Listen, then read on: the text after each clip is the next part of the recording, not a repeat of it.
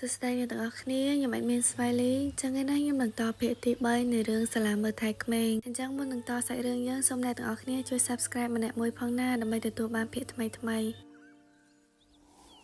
អញ្ចឹងនៅក្នុងភាគទី3នេះគឺចូលដល់ថ្ងៃ Valentine Day ហើយសឹមមួយចំនួនភាគច្រើនគេទិញសូកូឡាឲ្យគ្នាក៏ដូចជាកាដូផ្សេងៗឲ្យគ្នាទៅវិញទៅមកហើយពេលអង្គុយនៅក្នុងថ្នាក់សុកហ្នឹងក៏មានក្មេងស្រីម្នាក់បានយកសូកូឡាឲ្យ Hayato ប៉ុន្តែពេលនោះ Hayato ក៏បាននិយាយប្រាប់នាងថាគាត់បានចូលចិត្តសូកូឡាទេពេលហ្នឹងក៏ធ្វើឲ្យនាងអាម៉ាស់មុខក៏បានរត់ចេញទៅជឿហ្មងអាប៉ែហ្នឹងនិយាយអីឆៅសាហាវហើយពេលហ្នឹងមិត្តភក្តិនៅក្នុងថ្នាក់ទាំងអស់គ្នាក៏បានស្ដីឲ្យ Hayato ប៉ុន្តែ Hayato ក៏អង្គុយធ្វើមិនដឹងដូចមានរឿងអីទាំងអស់ហើយកន្លងពេលហ្នឹងដែរយើងក៏បានឃើញថាសិស្សសាលាស្រីៗជាច្រើនបានចោមរងដល់បុរសម្នាក់ដែលឈ្មោះថា Yaki ដែលបុរសម្នាក់នេះគឺជាសិស្សបកាយនៅប្រចាំសាលាហើយក៏ជាប្រុសស្អាតប្រចាំសាលាផងដែរហើយចំណែកឯបុរសម្នាក់ដែលមានសក់បាំងមុខចូលចិត្ត Yaki ហ្នឹងគឺឈ្មោះថា Nesu ហើយ Nesu គឺជាមិត្តភក្តិសំណាប់ចិត្តនិងមិត្តភក្តិជិតស្និទ្ធបំផុតរបស់ Yaki នឹងឯងអញ្ចឹងនៅកន្លងពេលដែលសិស្សស្រីៗជាច្រើនកំពុងតែឲ្យកាដូទៅ Yaki ហ្នឹង Maria ក៏បានខឹងហើយក៏បានស្រែកដាក់ឲ្យពួកគេថាពួកគេនឹងលោឡាក្នុងថ្នាក់នឹងធ្វើឲ្យរំខានដល់នាងហើយពេលនោះពួកក្មេងៗស្រីៗជាច្រើនហ្នឹងក៏បានថាឲ្យទៅ Maria វិញប៉ុន្តែ Maria មិនខ្វល់ក៏បានអង្គុយចុះកន្លងពេលដែល Maria កំពុងអង្គុយចុះហើយក៏បានផ្ដោតអារម្មណ៍លើការរៀនវិញហ្នឹង Yaki ក៏បានដើរទៅតុ Maria ហើយក៏បានសួរនាងតាក់ទងទៅនឹងក្លឹបមើលថែក្មេងដែល Yaki ហ្នឹងគឺចង់ចូលរួមក្លឹបមើលថែក្មេងដែរពេលហ្នឹង Maria ក៏មានអារម្មណ៍ថារំខានហើយក៏បានខឹងម្ដងទៀតក៏បានប្រាប់ទៅ Yaki ថាឲ្យ Yaki ហ្នឹងទៅសួរកន្លែងក្លឹបមើលថែក្មេងនឹងខ្លួនឯងទៅដល់មកនាងក៏បានចេញក្រៅបាត់ទៅចឹងបន្ទាប់ពីនេះនៅពេលថ្ងៃត្រង់ Yaki ក៏បានទៅក្លឹបមើលថែក្មេងមែនហើយគេក៏បានសុំទៅ Ruichi ឲ្យគេចូលរួមក្លឹបនឹងផងដល់មក Ruichi ក៏បានណែនាំកូនក្មេងនៅកន្លែងទីនោះម្ដងម្នាក់ឲ្យទៅ Yaki ស្គាល់ឈ្មោះរបស់ពួកគេអញ្ចឹងបន្ទាប់ពីស្គាល់ឈ្មោះរបស់ក្មេងៗហើយ Yaki ក៏បានណែនាំឈ្មោះរបស់គាត់ទៅកាន់ពួកគេវិញបន្ទាប់ពីណែនាំឈ្មោះហើយ Ruichi ក៏បានដឹងថា Yaki គឺជាបុរសល្បីនៅក្នុងសាលារបស់គេផងដែរអញ្ចឹងបន្ទាប់ពីណែនាំខ្លួនក៏បានស្គាល់គ្នាទៅវិញទៅមកអស់ហើយ Yaki ក៏បានចាប់ផ្ដើមប្រាស្រ័យរបស់គេដោយ Yaki ចាប់ផ្ដើមនិយាយលេងនិងនិយាយសរសើរក្មេងៗម្ដងម្នាក់ដែលធ្វើឲ្យគេមានភាពចុះសម្រុងជាមួយក្មេងៗយ៉ាងលឿនកន្លងពេលលេងជាមួយគ្នានឹង Yaki ក៏បានយកដៃទៅចុចថ្ពាល់របស់ Kotaro ហើយពេលនោះច្រមុះរបស់គេក៏បានហូរឈាមតក់តែម្ដងដោយសារតែអប៉ិនេះគឺមានភាពអាឡែស៊ីជាមួយភាពឈឺរបស់ក្មេងៗអញ្ចឹងបន្ទាប់ពីឃើញចឹងហើយអប៉ិ Nesu ក៏បានទាញអប៉ិ Yaki នឹងចេញពី Kotaro ហើយបន្ទាប់ពីនោះអប៉ិ Yaki នឹងក៏បាននិយាយអំពីរឿងសូកូឡាហើយក៏បានសួរក្មេងៗថាចង់ញ៉ាំសូកូឡាឬអត់ប៉ុន្តែពេលហ្នឹងក៏ស្រាប់តែក្មេងៗទាំងអស់ហ្នឹងអាចបានរត់ទៅអប៉ិ Yaki នឹងទេក៏បានរត់ទៅ Maria ហើយសុំឲ្យ Maria ផ្ដល់សូកូឡាឲ្យពួកគេហើយពេលហ្នឹង Maria ក៏បានបដិសេធទៅកាន់ក្មេងៗថាអត់មានសូកូឡាទេពេលហ្នឹងក្មេងៗក៏បានយំស្រែកតែម្ដងប៉ុន្តែបន្តិចក្រោយមកនាងក៏បាននិយាយថាបើសិនជាក្មេងៗអាចចាំដល់ថ្ងៃស្អែកនាងនឹងធ្វើសូកូឡាដ៏ឆ្ងាញ់បំផុតឲ្យទៅពួកគេហើយភ្លាមៗហ្នឹងក្មេងៗទាំងអស់គ្នាក៏បានមានភាពសប្បាយចិត្តឡើងវិញហើយក៏បានស្រែកហៅនិងរត់លេងជុំវិញហ្នឹងអញ្ចឹងបន្ទាប់ពីនេះយើងក៏កាត់មកដល់ពេលល្ងាចដែល Maria ហើយនិង Ruichi ហ្នឹងក៏បានធ្វើដំណើរទៅផ្ទះជាមួយគ្នាកំពុងតែដើរសុកហ្នឹងក៏បានទៅដល់ហាងសូកូឡាមួយហើយ Ruichi ក៏បានប្រាប់ឲ្យ Maria ចាំគេនៅខាងក្រៅហើយគេនិង Kotaro ក៏បានចូលទៅក្នុងហាងសូកូឡានោះបន្ទាប់មកទៀត Kotaro ហើយនិង Ruichi ក៏បានចេញមកវិញជាមួយនំសូកូឡាមួយប្រអប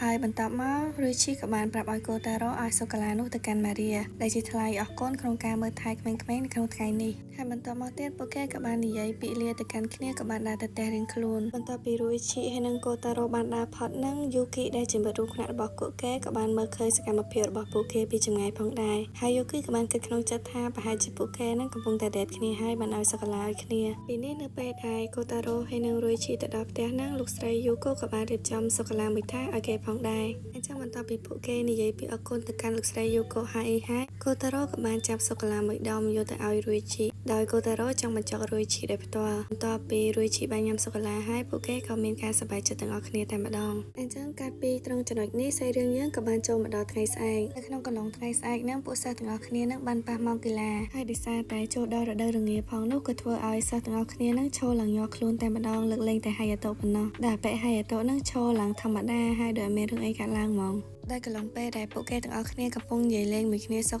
ក៏ស្រាប់តែអូសេដាកំពុងរុញរទេះក្មេងៗហ្នឹងមកកាន់ពួកគេបន្ទាប់ពីអូសេដាបានបើករទេះហើយក្មេងៗក៏បានរត់សម្រុកទៅ Ruichi តែម្ដងដែលក្មេងៗបាននាំគ្នាអោប Ruichi ជុំវិញខ្លួនដែលធ្វើឲ្យ Ruichi មានអារម្មណ៍ថាកក់ក្ដៅហើយបន្ទាប់ពីមិត្តភ័ក្តិរបស់ Ruichi ឃើញក្មេងៗអោប Ruichi ហើយក៏មានអារម្មណ៍ថាកក់ក្ដៅនោះពួកគេក៏មានគំនិតថាចង់ចាប់ក្មេងៗម្នាក់មួយយកមកអោបតែម្ដងទៅបន្ទាប់ពីផ្សំគំនិតគ្នាហើយអស់ហើយហ្នឹងពួកគេក៏បានរត់ដេញចាប់ក្មេងៗពេញតារាង ដែលធ្វើឲ្យក្មេងៗហ្នឹងយំរត់ពេញតារាងហ្នឹងហ្មងអញ្ចឹងក៏ឡងពេលដែលពួកគេកំពុងតែដេញចាប់ក្មេងៗហ្នឹងក៏មានបរិសម្នាក់ឈរពួនពីក្រោយដើមឈើណាសម្លឹងទៅមើលពួកគេអញ្ចឹងពួកគេអាចបានដឹងថាបរិសអាចកបាំងម្នាក់ហ្នឹងគឺជាពីណាគេទេរហូតដល់ឃើញតាកុមាររត់សម្ដៅទៅកាន់បរិសម្នាក់ហ្នឹងហើយបរិសម្នាក់ហ្នឹងក៏បានលើកបីតាកុមារទៅធ្វើឲ្យពួកគេមានការភ័យដោយពួកគេបានគិតថាបរិសម្នាក់ហ្នឹងអាចនឹងចាប់តាកុមារទៅនៅពេលដែលឃើញអញ្ចឹងរួយឈីក៏បានរត់សម្ដៅទៅជួយតាកុមារដែលគិតថាបរិសម្នាក់ហ្នឹងកំពុងតែចាប់ក្មេងប៉ុន្តែរត់អត់ទាន់ដល់ផងក៏ត្រូវស្បែកជើងរបស់ហាយាតូហោះគប់ទៅកាន់បរិសម្នាក់ហ្នឹងឲ្យដួលតែម្ដងទៅ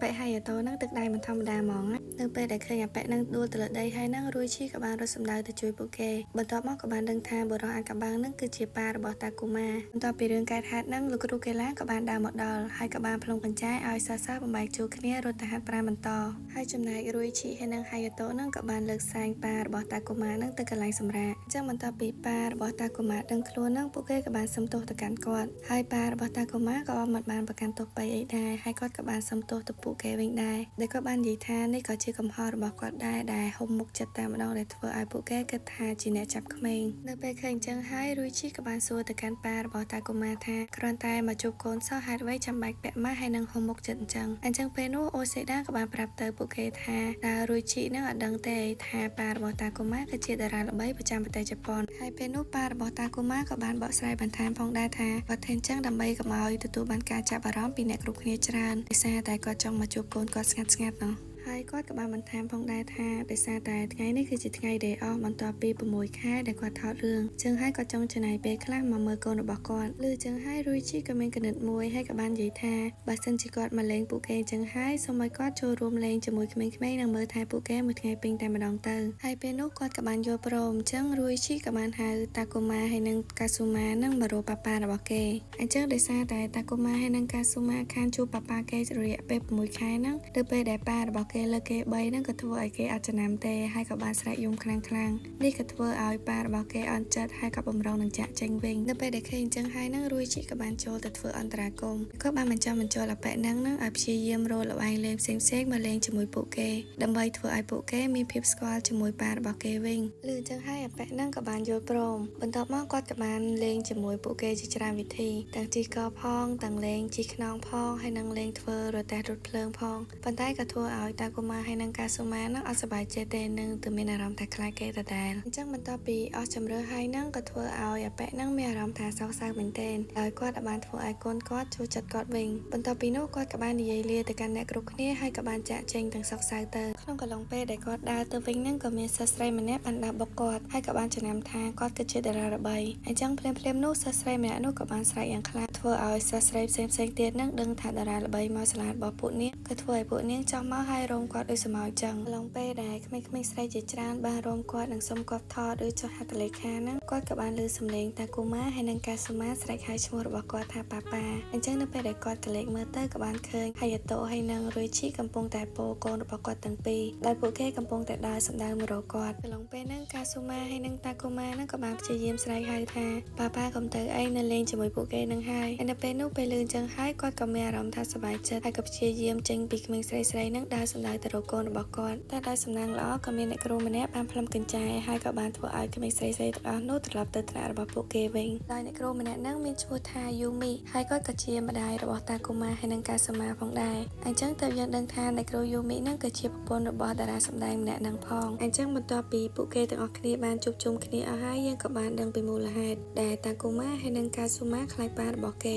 េអ្នកគ្រូយូមីបានប្រាប់ប្តីរបស់គាត់ថាមូលហេតុដែលកូនរបស់គាត់ខ្លាចគាត់នឹងដោយសារតែអ្នកគ្រូយូមីតែងតែឲ្យពួកគេមើលរឿងប៉ារបស់ពួកគេដែលរឿងនោះតួអង្គរបស់គាត់គឺជាឃាតករដូច្នេះហើយតាំងពីពេលហ្នឹងមកទើបធ្វើឲ្យតាកូម៉ាហើយនិងកាស៊ូម៉ាខ្លាចប៉ារបស់គេតែម្ដងទៅអញ្ចឹងបន្ទាប់ពីដឹងមូលហេតុហើយពេលនោះតាកូម៉ាហើយនិងកាស៊ូម៉ាក៏បានទាញអាវរបស់ប៉ារបស់គេហើយក៏បាននិយាយថ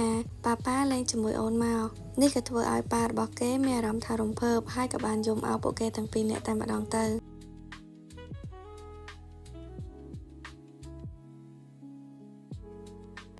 ៅអញ្ចឹងភាគយើងទី3នេះក៏បានមកដល់ទីបញ្ចប់ជួបគ្នានៅពេលក្រោយណាបាយបាយ